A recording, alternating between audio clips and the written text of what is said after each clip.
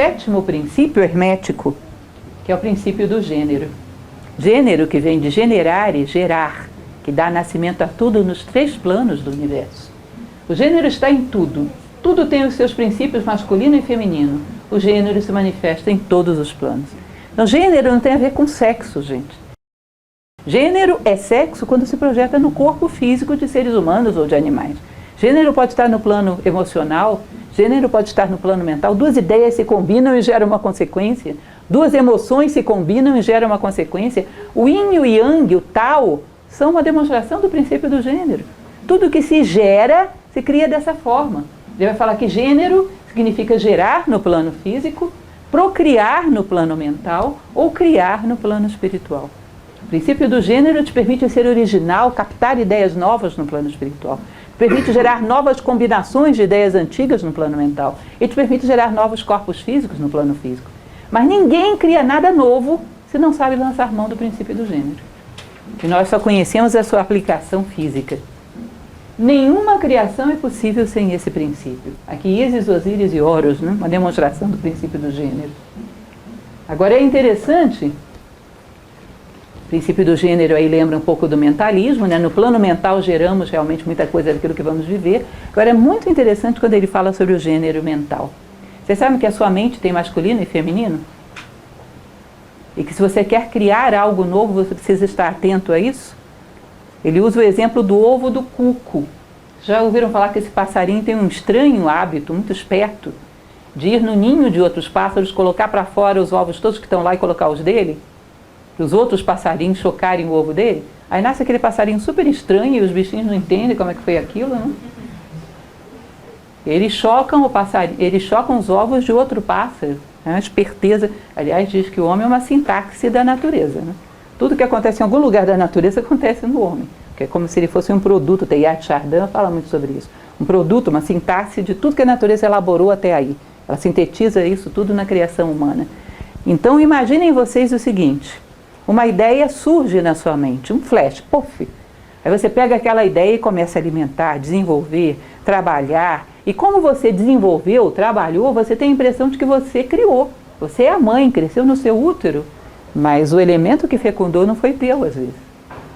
Às vezes foi uma ideia do inconsciente coletivo, às vezes foi uma manipulação de alguém. Muito sutilmente chega em você e joga uma ideiazinha desse tamaninho.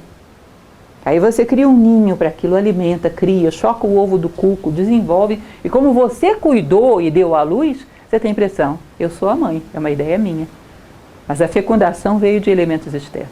De onde nasceu a ideia que deu origem a tudo isso. Se eu não sou capaz de ir lá no plano das ideias, no plano espiritual, ver alguma lei do universo e fecundar a minha mente, eu estou chocando o ovo de cuco. Estou chocando ideias que não são minhas.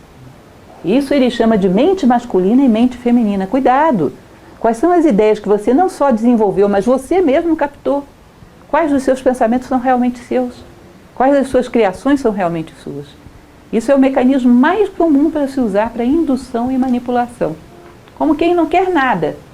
Uma ideiazinha. Aí você pega aquilo e faz todo um desenvolvimento. E aquilo te parece teu. Mas no fundo você desenvolveu um ovo de um outro pássaro, de um cuco.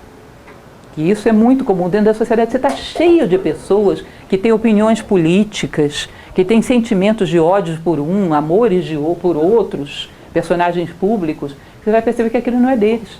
Eles não têm nenhuma razão para ter aquilo. Não pensam daquela forma, não tem nenhuma reflexão própria que gerou aquilo. Desenvolveram um pensamento que foi insuflado pelo coletivo. Vocês percebem?